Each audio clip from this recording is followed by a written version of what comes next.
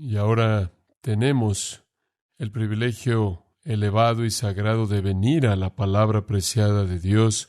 Y para ello lo aliento, si es tan amable, a tomar su Biblia y acompañarme a Mateo capítulo 13. Mateo capítulo 13. Y esta mañana estamos examinando los versículos 47 al 52. Mateo 13, versículos 47 al 52. Llegamos a la última de 7 parábolas presentadas por nuestro Señor Jesucristo en este capítulo 13. Y este es el clímax. Esta parábola en particular es una parábola acerca de juicio. Es una parábola acerca del infierno. Y el punto clave de la parábola se encuentra en el versículo 50. El horno de fuego. Allí será el lloro y el crujir de dientes. Nuestro Señor habló mucho y con mucha frecuencia acerca del infierno. Dijo muchas cosas acerca de la morada de los condenados, los impíos, los que rechazan a Cristo. Pero de todas las cosas asombrosas y aterradoras que Jesús jamás dijo, quizás la más asombrosa fue cuando le dijo a los líderes judíos: ¿cómo escaparéis de la condenación del infierno? En Mateo 23:33. ¿Cómo escaparéis de la condenación del infierno? Nos parece extraño oír palabras así saliendo de la boca del Señor Jesucristo, porque no asociamos al Señor Jesucristo con el infierno, con la frecuencia que debiéramos. Él dijo más acerca del infierno de lo que dijo acerca del amor. Él dijo más acerca del infierno que el resto de los predicadores bíblicos combinados. Y si vamos a modelar nuestra predicación según el patrón de la predicación de Él, entonces el infierno es un tema primordial para nosotros. La otra noche oí a un rocker punk adolescente siendo entrevistado, y el reportero le dijo a la mujer: ¿qué es lo que esperas con mayor gusto? ¿Qué hay en el futuro para el rock punk? Ella dijo: la muerte. Espero con gusto la muerte. Él dijo: ¿por qué? Ella dijo: quiero ir al infierno porque el infierno va a ser divertido. Espero ir al infierno. Quiero morir para que pueda ir al infierno y divertirme. ¡Qué engaño! El infierno no es divertido. Un escritor dijo: no hay manera de describir el infierno. Nada en la tierra puede compararse con el infierno.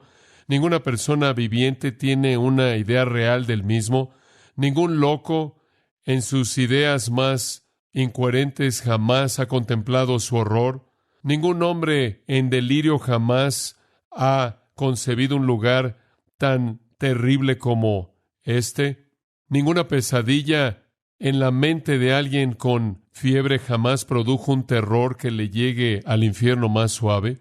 Ninguna escena de homicidio con sangre salpicada, con una herida abierta, jamás sugirió una escena de tanta repulsión que pudiera tocar los límites del infierno. Que el escritor más dotado agote su capacidad en describir esta caverna de flama interminable, y ni siquiera él podría acercarse a la orilla más cercana del infierno.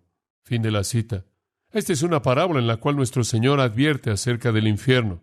Ahora recuerde, en estas parábolas el Señor nos está diciendo cómo será este periodo de la historia de la humanidad, del mundo, esta forma de su gobierno.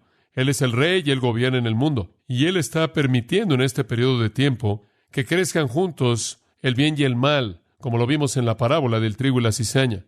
Él tolera al bien y al mal a lo largo de este periodo, pero al final vendrá un juicio.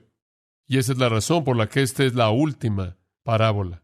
Hemos abarcado las parábolas que describen la naturaleza del reino, el poder del reino, la apropiación personal del reino, y ahora llegamos al clímax y al final y el juicio. Y es una advertencia aterradora de que en el final habrá una separación eterna de los condenados, de los redimidos. Y el mundo, como usted puede darse cuenta, está moviéndose hacia esto. Toda vida humana está moviéndose hacia esa hora inevitable. El día de hoy, por lo menos 5,282 personas en los Estados Unidos, nada más, morirán y entrarán en la eternidad.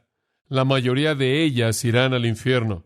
Y esta parábola final nos lleva a quedarnos cortos de un sentido de advertencia severa. Ahora quiero que veamos en primer lugar el retrato que el Señor pinta. El retrato es primero, versículo 47. Asimismo, el reino de los cielos es semejante a una red que echada en el mar recoge de toda clase de peces. Ahora esto nos da el retrato que necesitamos entender en la enseñanza aquí. La pesca en la época de nuestro Señor era algo común. La pesca era un estilo de vida. La pesca para algunos de los discípulos era su estilo de vida. Entonces ellos habrán entendido con mucha claridad lo que Él dijo. Básicamente habían 3 maneras de pescar, y estas 3 maneras todavía se usan en ese país, en el lago de Genesaret, el mar de Galilea. El primero era con una cuerda y un anzuelo, la cual atrapa peces uno a la vez. En Mateo capítulo 17, versículo 27, el Señor Jesús le dijo a Pedro, coloca tu cuerda y tu anzuelo en el mar, y atrapa un pez y abre su boca y encuentra dinero, y entrégalo y úsalo para tus impuestos y para los míos. Y esa fue una ilustración del tipo de pesca que se realizaba con una cuerda y un anzuelo. Antes, en el capítulo 4 de Mateo, el Señor se había encontrado con los discípulos, Pedro y Andrés, y estaban pescando, y dice en el 4:18, arrojando una red en el mar. El segundo tipo de pesca era aventar una red. Anfiblestron es la palabra en el griego. Y era una red muy especial. Era una red que era como un círculo grande, y en el perímetro externo del círculo habían pesas. Era jalada, se cerraba por la parte de en medio, y los pescadores llevaban una cuerda en su brazo. La red se envolvía, el hombro estaba envuelto por la red, y conforme los peces llegaban a la costa y arrojaban la red, y se habían vuelto, claro, tan diestros en ello que entraba al agua como un círculo grande, y conforme se hundía hacia la parte de abajo, capturaba, conforme los pesos jalaban las orillas, a todos los peces que estaban en esa área. Entonces el pescador observaba hasta que veía la escuela de peces, y después él giraba eso, y así abría su círculo completo y capturaba a los peces. Y después la cuerda que tenía en su muñeca era jalada y cerraba la red hasta que tenía una especie de costal, y él jalaba la red a la costa llena de la pesca. Y esa es la red que nuestro Señor usó para hablar de ser pescadores de hombres. Arrojen la red y atrapen hombres para Cristo y métanlos. Pero esa no es la red que es usada aquí. Ese es un término completamente diferente en el griego. Este término es un término único. Es el término sahene. Y tiene que ver con lo que era llamada una red saine o una red de otro tipo. Es un término muy distintivo. Habla de una red muy, muy grande. Ahora, cuando digo grande, realmente quiero decir grande. Lenski, el comentarista, dice que algunas de estas redes cubrían un área de 800 metros. Eran redes muy grandes. Una red que no podía ser usada con la mano de un hombre. Cómo era usada es muy simple de entender. Un extremo de esta gran red se encontraba amarrado a la costa. El otro extremo estaba amarrado a un barco. Conforme salía el barco de la costa, jalaba la red de tal manera que la red fuera estirada entre el barco que estaba ya en el lago y el otro extremo que estaba enganchado a la costa. Después el barco comenzaba a moverse en un círculo, y conforme se movía en un círculo, muchas criaturas marinas eran atrapadas enfrente de la red. Y al terminar un círculo entero, regresaba hasta donde estaba enganchada. Habría recolectado en esa red entera todas las criaturas que estaban en esa parte del agua que cubrían esa red. Debido a que la parte de arriba de la red tenía flotadores, flotaba en la superficie del agua. La parte de abajo de la red tenía pesas y por lo tanto se hundía hasta el fondo, de tal manera que la red se movía a lo largo del agua como un muro vertical que capturaba todo. Ahora, lo que nuestro Señor quiere que entendamos en esta red, básicamente son 2 cosas. Una es el tamaño inmenso de la red, y 2 es el hecho de que mete todo, un conglomerado, una pesca inclusiva.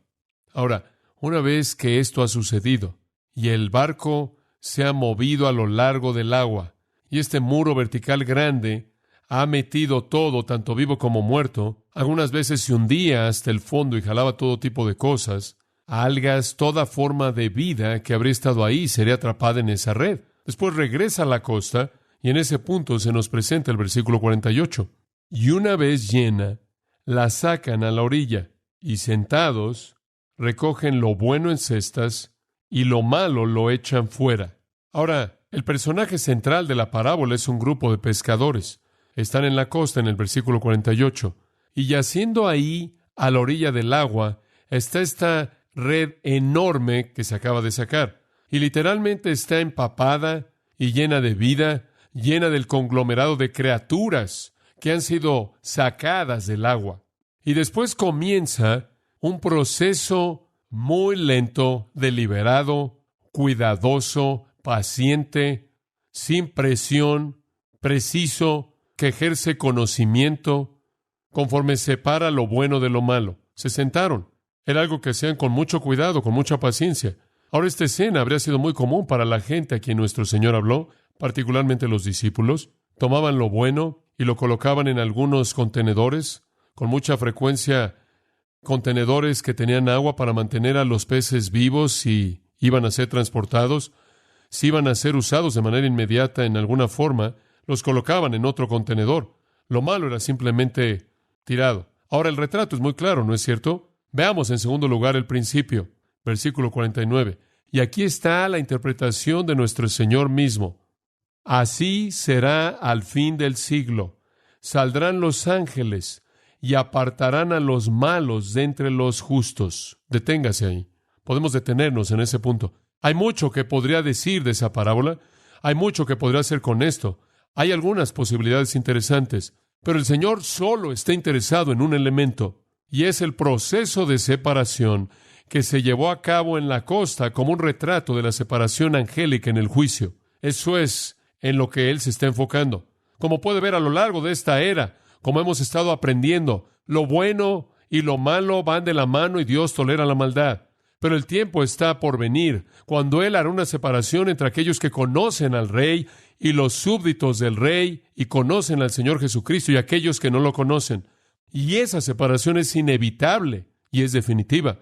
Y poco a poco, de manera imperceptible y silenciosa, esa red se mueve a lo largo del agua del tiempo, metiendo, jalando, capturando a todo hombre a las costas de la eternidad para esa separación inevitable. Ese es el principio. La red mete a todo tipo de peces. No indiscrimina en el sentido de que simplemente atrapa todo lo que está a su paso. Y entonces dice en el versículo 47, el reino de los cielos es semejante a una red.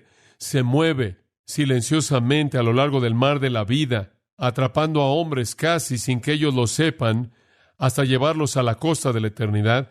Y para cuando despiertan, para saber qué está pasando, es demasiado tarde. Ya están ahí. Son metidos en la separación. Ahora, esta misma verdad que fue enseñada en la parábola del trigo y la cizaña, y usted puede regresar al versículo 41 y verlo, el Hijo del Hombre enviará a sus ángeles y recogerán en su reino todo tipo de cosas que ofendan y aquellos que hacen iniquidad, y serán arrojados a un horno de fuego donde habrá lloro y crujir de dientes. Misma idea, pero el Señor la repite. Ahora, lo único espiritual que el Señor señala en esta parábola es ese último acto de los pescadores. Todo lo demás es pasado por alto, sin comentario. Y creo que debemos dejar el resto sin comentario y simplemente tomar lo que nuestro Señor quiso enseñar. Cuando Él habló de arrojar la red, Él usó eso de una manera positiva para hablarle a los discípulos de capturar a hombres para Cristo. Cuando Él habla de esta red, esta sagene, Él está hablando de reunir a hombres para juicio. Observe el versículo 49. Así será al fin del siglo. Cuando el día del hombre se acabe y Jesús regrese a establecer su reino glorioso, entonces viene el juicio. Ahora, este no es un desarrollo técnico cronológico escatológico. Esto no está tratando de presentar todo elemento del juicio, todo lugar y todo momento, y estamos hablando del gran juicio del gran trono blanco, o de las ovejas y los cabritos, o de el juicio del bemo, lo que sea. Esta simplemente es una afirmación general de que todos en el mundo son atrapados y en últimas, en la red del juicio, serán separados al final. Y puede notar de nuevo, si es tan amable, en el versículo 49, que los ángeles son los ejecutores, los ángeles son los que separan, como lo vimos en el versículo 41, así como lo vemos en Mateo 24, los ángeles vienen con el Señor para actuar en juicio, así como vemos en Mateo 25, así como lo vemos de manera repetida en Apocalipsis, particularmente el capítulo 14, los ángeles son los agentes del juicio de Dios. Entonces, mientras que el reino puede por un tiempo tolerar el bien y el mal creciendo juntos, la separación se acerca más y más continuamente. Jesús habló de esto mismo en Mateo capítulo 25, cuando dijo en el versículo 31, el Hijo del Hombre vendrá en gloria y todos los ángeles santos con él. Entonces él se sentará en el trono de su gloria. ¿Y qué hará cuando él venga? Dice, y ante él congregará todas las naciones y él separará al uno del otro, separación. Y les dirá a los de su diestra, venid, benditos de mi Padre, heredad el reino preparado para vosotros desde la fundación del mundo. Y él les dirá a los que están a su izquierda, apartaos de mí, malditos, al fuego eterno preparado para el diablo y sus ángeles. Y Jesús dijo en Juan capítulo 5 que está por venir una resurrección de todos los hombres, algunos a la resurrección de vida y otros a la resurrección de condenación. Habrá una separación final y el destino eterno será determinado para toda alma que jamás ha vivido sobre la faz de la tierra. Ahora, algunas personas han preguntado, ¿por qué esta parábola es incluida si la idea básica de separación inclusive se incluye en la parábola del trigo y la cizaña? Y la respuesta a eso son varias cosas. Número uno, es repetida debido a que el trigo y la cizaña enfatizan en particular la coexistencia. Esto enfatiza solo la separación. Se repite también porque el Señor tiene un corazón compasivo y Él quiere añadir una advertencia más. Eso es típico de nuestro Señor. Él advirtió acerca del infierno muchas veces. Tan preocupado estaba que los hombres no fueran ahí. Muchas veces Él dijo, velad, velad, porque no sabéis, no conocéis ni el día ni la hora cuando el Hijo del Hombre venga. Muchas veces Él advirtió a la gente que no tomara a la ligera su pecado, porque enfrentarían la inevitabilidad de la rendición de cuentas que tendrían que darle a Dios. Él habló de los días de Noé, que los hombres estarían viviendo en comodidad y prosperidad aparente y felicidad, viviendo en las rutinas de la vida, y vendría el juicio horrendo. Y Él advirtió una y otra vez. Él le dijo a los hombres, a través de su profeta, Juan el Bautista, que Él vendría con un fuego inextinguible para quemar a aquellos que estuvieran perdidos. Él vio al mundo en Mateo 9, y Él vio una cosecha que se movía hacia el juicio. Él fue lo suficientemente compasivo como para ver a los hombres camino a la condenación, y los llamó. Y entonces esa es la razón por la que esto está aquí.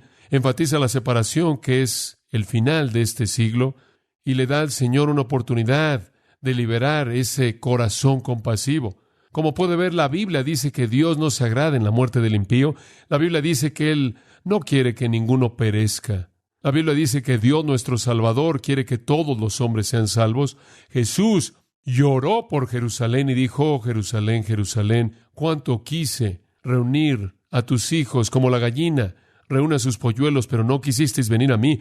Él dijo de manera reflexiva, para que tengáis vida eterna. Su corazón de compasión es uno que advierte porque ama. Ahora observe de nuevo, el reino de los cielos es como una red, y puede ver usted lo vívido que es este retrato.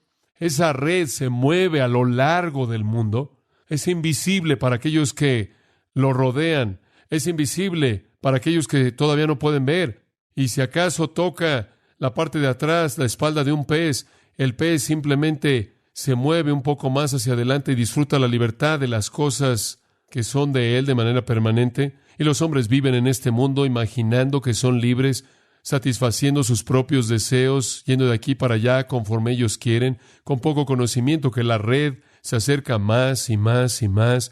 La gente flota en la libertad del mar amplio y abierto de la vida sin conocer las líneas invisibles del juicio que se acercan más y más, y cada vez que son tocadas por ello, se alejan un poco más, y son tocados una vez más, y se alejan un poco más, y finalmente son movidos una vez, y llegan al otro lado porque se está moviendo hacia la costa, y después los peces de manera salvaje pueden buscar el mar solo para ser atrapados una vez más en la misma red, finalmente para ser llevados a la costa aunque están moviéndose de lado a lado y entran a una muerte silenciosa. Y así es.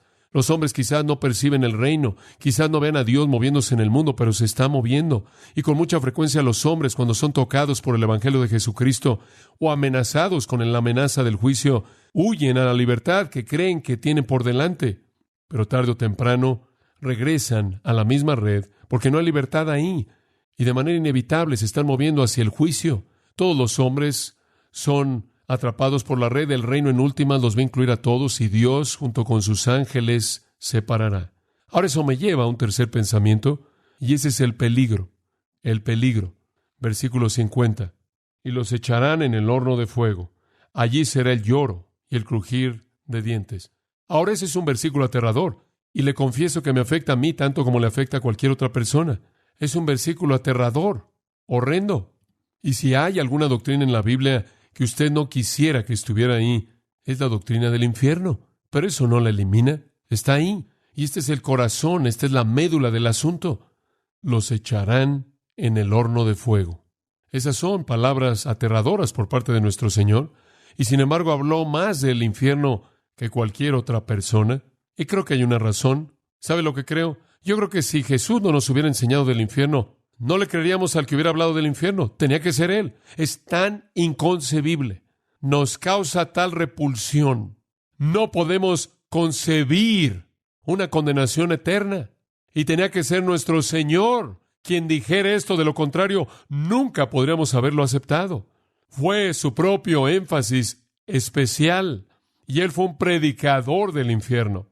Más que cualquier otra cosa, Él amenazó a los hombres con el infierno. Y si usted no cree que así lo hizo, entonces no ha estado observando con cuidado su ministerio. En el capítulo 5, por ejemplo, podría pasar, usted sabe, la mañana entera simplemente en las afirmaciones que Jesús hizo acerca de esto. No me acompañe, simplemente escuche y escriba los versículos si gusta. Pero escuche lo que dijo en Mateo 5:22. Él dijo, y todo aquel que diga necio estará en peligro del fuego del infierno. En el versículo 29 del capítulo 5, si tu ojo derecho te es ocasión de caer, sácalo y échalo de ti, porque es mejor que uno de tus miembros perezca y no que todo tu cuerpo sea echado al infierno. Versículo 30, y si tu mano derecha te es ocasión de caer, quítala y échala, porque es mejor que uno de tus miembros perezca y no que todo tu cuerpo sea echado al infierno. En el capítulo 7, versículo 27, él dijo, y la lluvia descendió, y sopló el viento, y golpeó en aquella casa, y cayó, y grande fue su caída. Y esa también es una referencia a la condenación. En el capítulo 8, versículo 12, los hijos del reino serán echados a las tinieblas de afuera. Ahí será el lloro y el crujir de dientes.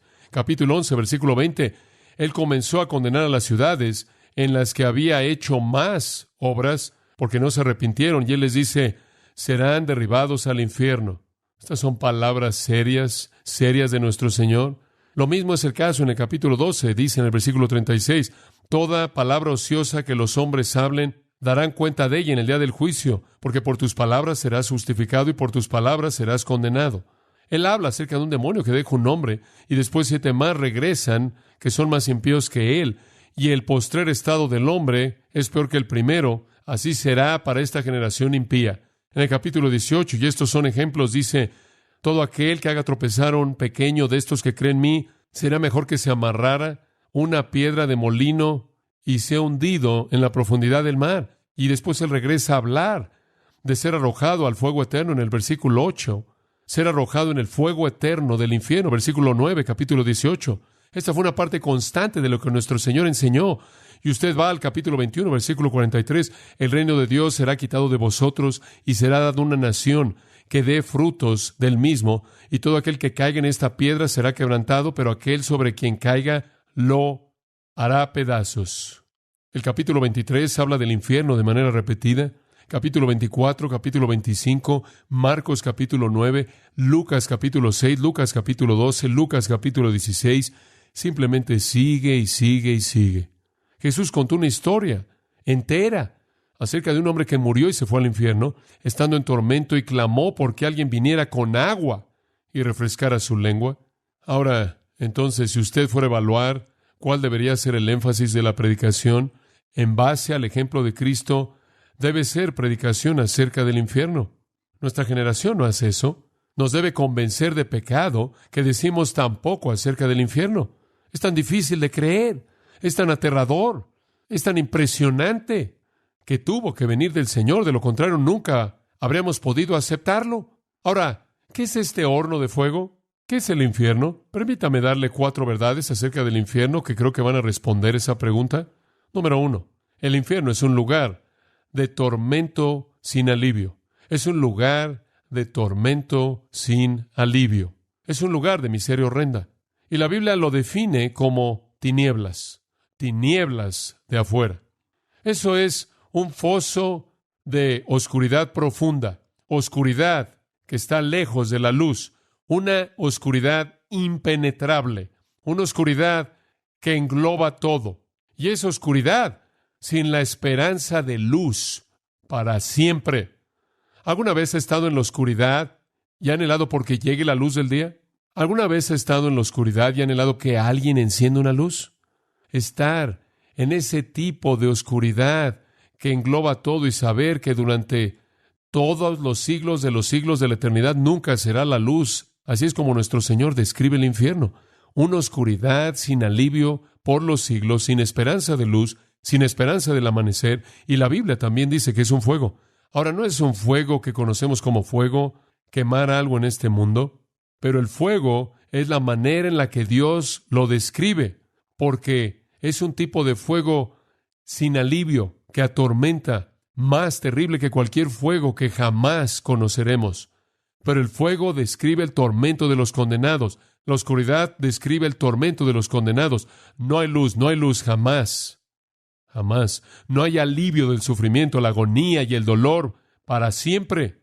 Y solo hay 2 veces en todas las Escrituras que podemos entender cómo la gente responderá en el infierno. Una es la parábola del Señor en Lucas 16, en donde dice que el hombre clamó en tormento y dijo: refresca mi lengua porque estoy atormentado en esta llama. Y la otra es la afirmación constante de nuestro Señor: allí será el lloro y el crujir de dientes. La respuesta del infierno no es diversión, es lloro. Eso es clamor, dolor y estar crujiendo los dientes en dolor. Eso es lo que la Biblia dice. Eso es el infierno. Es un lugar de tormento sin alivio. En segundo lugar, es un lugar de tormento sin alivio, tanto para el cuerpo como para el alma. Tanto para el cuerpo como para el alma. El alma siendo la parte interna. Cuando una persona muere, su alma sale de la presencia de Dios y va al tormento del infierno. Quizás no sea el lago de fuego final completo que viene después del juicio en el gran trono blanco, porque eso necesita un cuerpo trascendente para soportarlo, pero es un tormento que es igual, como es ilustrado por el hombre rico, quien en el infierno fue atormentado. Cuando una persona muere ahora, su alma desciende a ese tormento. En el futuro habrá una resurrección de cuerpos de los condenados. Recibirán un cuerpo trascendente, que entonces irá a un lago de fuego. Será un cuerpo no como el cuerpo que tenemos ahora. Será uno muy diferente. Será uno de resurrección como el que tendremos como cristianos. Nosotros resucitaremos porque este cuerpo nunca podría vivir eternamente en el cielo, ¿verdad? Tenemos que tener un cuerpo trascendente, un cuerpo glorificado, un cuerpo diferente. Y también los condenados. Y serán resucitados. Juan 5, resucitarán en cuerpos nuevos con el único propósito de ser castigados para siempre en esos cuerpos. Eso es lo que la Biblia dice. Atormentados para siempre. Deben tener un cuerpo que encaje ese tormento eterno. Y esa es la razón por la que Jesús en Mateo 10:28 dijo: no temáis a los que matan el cuerpo, sino temed a aquel que puede destruir el alma y el cuerpo en el infierno. Como puede ver, el infierno es alma y cuerpo. Algunas personas creen que solo son memorias malas. No, no solo son memorias malas. No solo son los procesos internos de pensamiento, es el cuerpo también. Son cuerpos trascendentes, eternos, mayores que cualquier cosa que tenemos en esta tierra. Van a ser dados a los condenados para que puedan sufrir en esos cuerpos para siempre. Y esa es la única razón por la que van a tener esos cuerpos. Con el cuerpo actual, hombre, no podrían tolerar el infierno. El cuerpo que tenemos ahora sería consumido en un momento. Entonces, así como Dios prepara a los redimidos con cuerpos nuevos para el cielo, Él prepara a los condenados con cuerpos nuevos para el infierno. Conocemos un poco acerca de eso, de 2 cosas que el Señor dijo. Él dijo, en primer lugar, el gusano de ellos no muere. Ahora, ¿qué quiso decir con eso? Cuando un cuerpo va a la tumba y entra en un estado de descomposición, se llena de gusanos y comienzan a consumir ese cuerpo. y los gusanos van a morir cuando el alimento se acabe. Entonces, una vez que el cuerpo es consumido, los gusanos mueren. Pero en el infierno, los gusanos nunca mueren, porque el cuerpo, aunque está siendo consumido de manera continua, nunca es consumido. Entonces, el gusano nunca muere. En otras palabras, el Señor estaba diciendo, el tormento sin alivio del cuerpo sigue y sigue. Y también dice, el fuego nunca se apaga. Ahora, un fuego siempre se apaga cuando se acaba el combustible, pero el combustible nunca se acabará. Aunque el fuego continúa, el combustible nunca se consume. Y entonces tiene un tormento sin alivio de cuerpo y alma. Y eso me lleva al tercer pensamiento. En el infierno usted tiene un lugar de tormento sin alivio de cuerpo y alma en diferentes grados.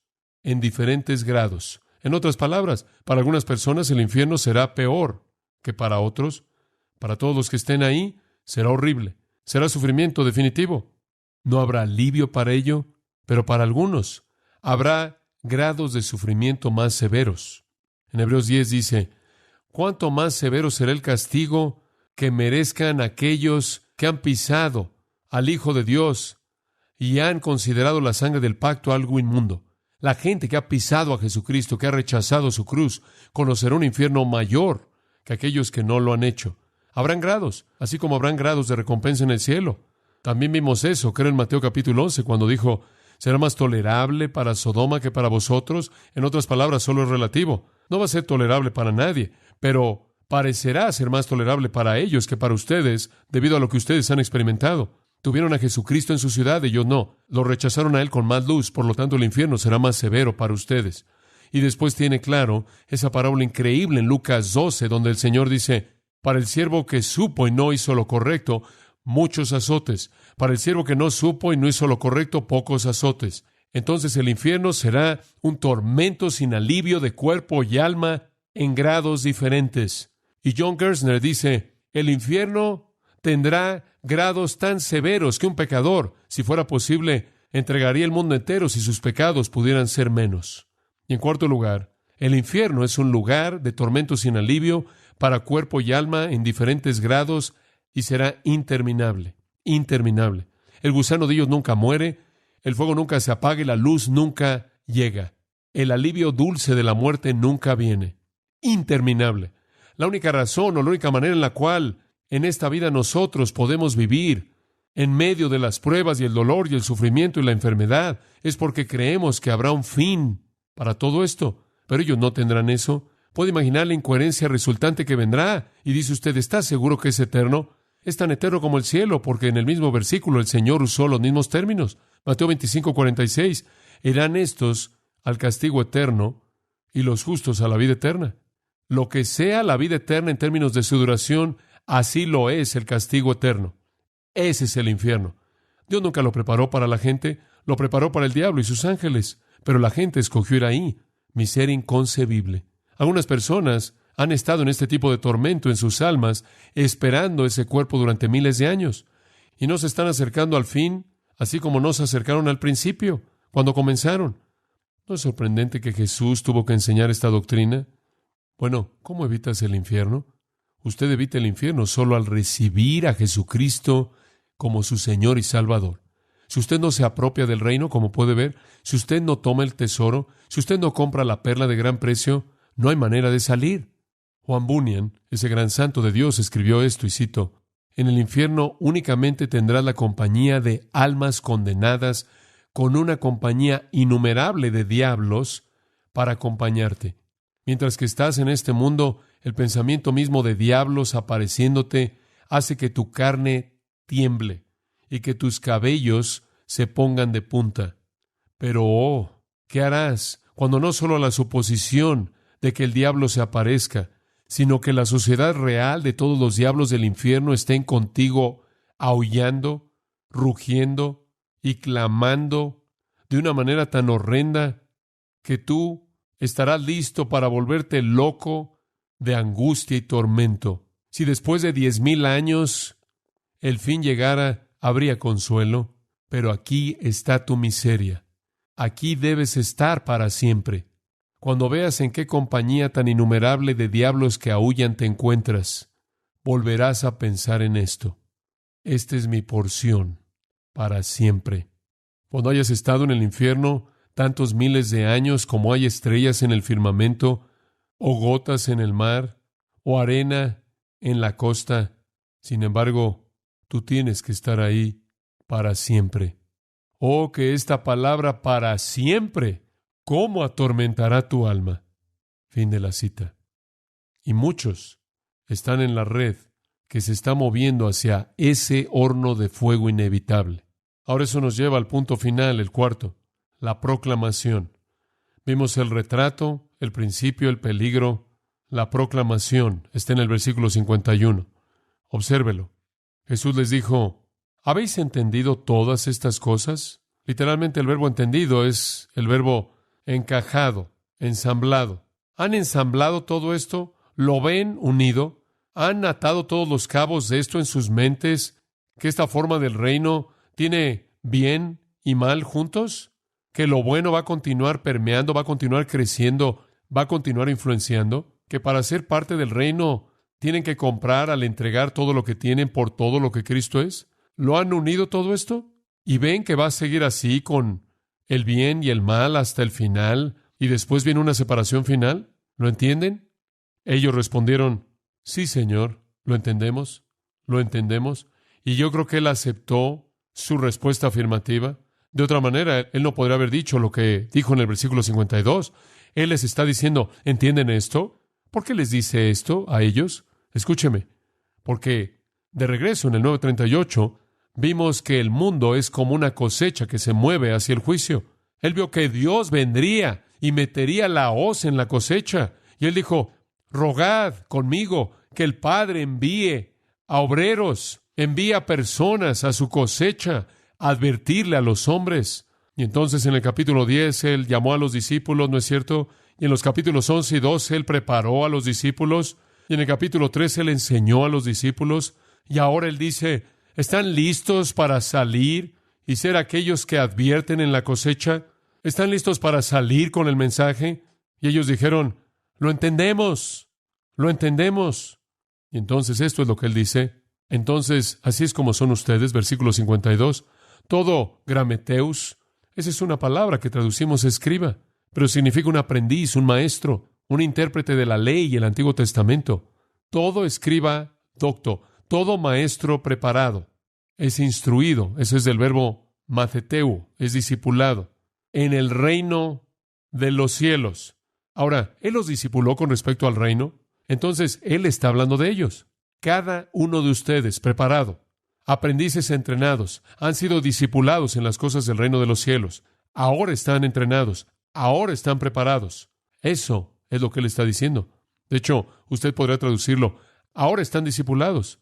Eruditos bíblicos y maestros, eso es lo que realmente era un escriba. Él era un alumno, un estudiante, un intérprete, un transmisor de las Escrituras. Él era conocido como un teólogo, un maestro y predicador. Ellos eran miembros del Sanedrín, eran autoridades reconocidas en el Antiguo Testamento y la traducción, eran llamados rabinos, eran influyentes, y él está diciendo, yo les he hecho lo mismo, así como los judíos lo hacen con sus escribas. Yo los he discipulado, los he hecho maestros, eruditos bíblicos, discipulados, y ahora son así, versículo 52. Son como un padre de familia que saca de su tesoro cosas nuevas y cosas viejas. ¿Qué significa eso? El Señor dice, ahora los he discipulado, los he entrenado, los he preparado, los he nutrido, para que sean los obreros que salen a la cosecha y advierten a los hombres. Y ahora son como un hombre que es la cabeza de su casa. Y el hombre que era la cabeza de su casa tiene una bodega, y de esa bodega él le da a la gente para sus necesidades. Necesitaban cierto tiempo de alimento, necesitaban cierto tipo de ropa, necesitaban cierto tipo de cuidado. Lo que fuera que necesitaran, él lo cubría. Y él era lo suficientemente sabio como para dar lo nuevo y lo viejo. Entonces, él no siempre saca lo nuevo, de tal manera que lo viejo en última se vuelve inútil. Es algo así como las obras, usted sabe. ¿A qué me refiero? Una vez a la semana usted las va a comer, porque si no se las come, en últimas van a ser tiradas. Y la cabeza de una casa sabia usa lo viejo con lo nuevo, en equilibrio.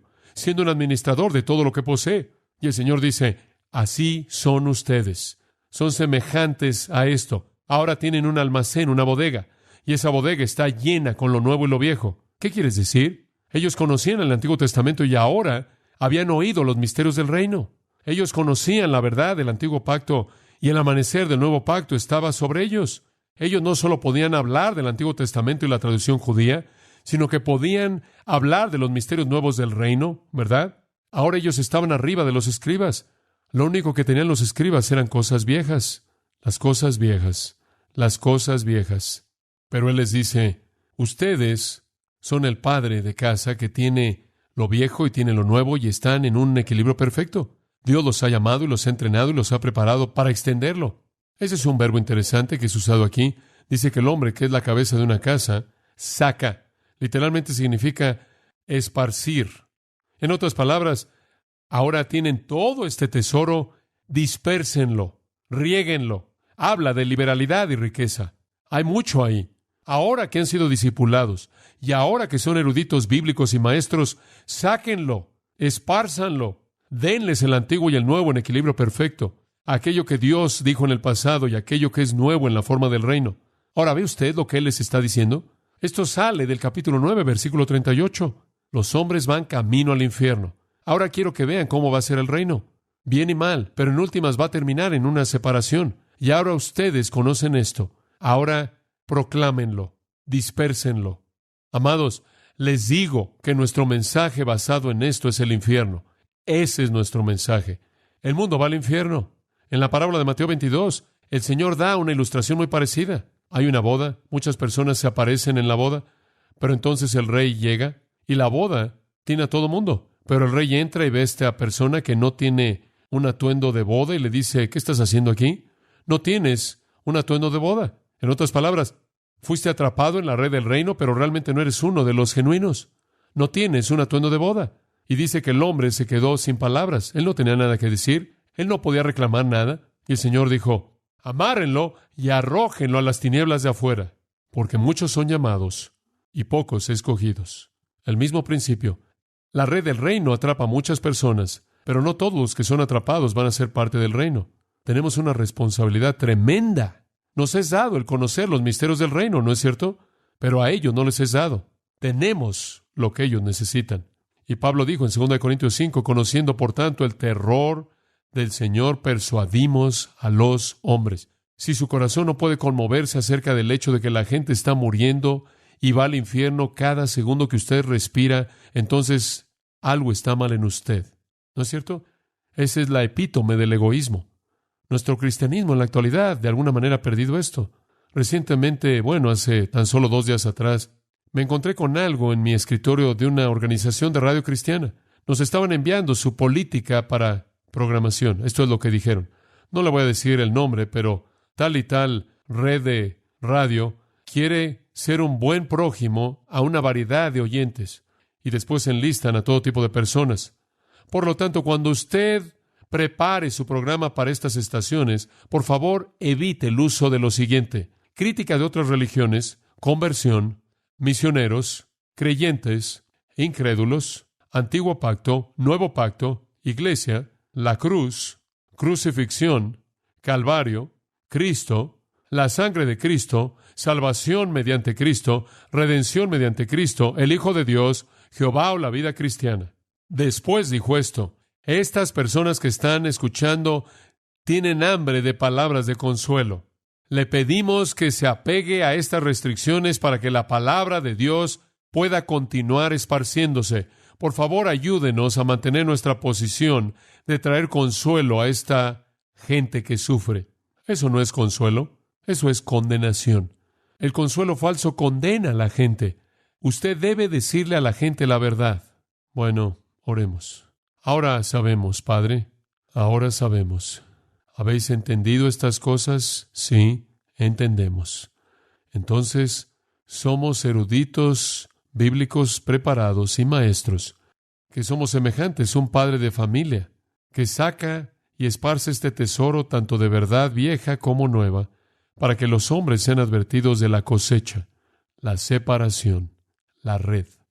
Padre, ayúdanos a ser fieles, a hacer a un lado la frivolidad y la necedad de la vida.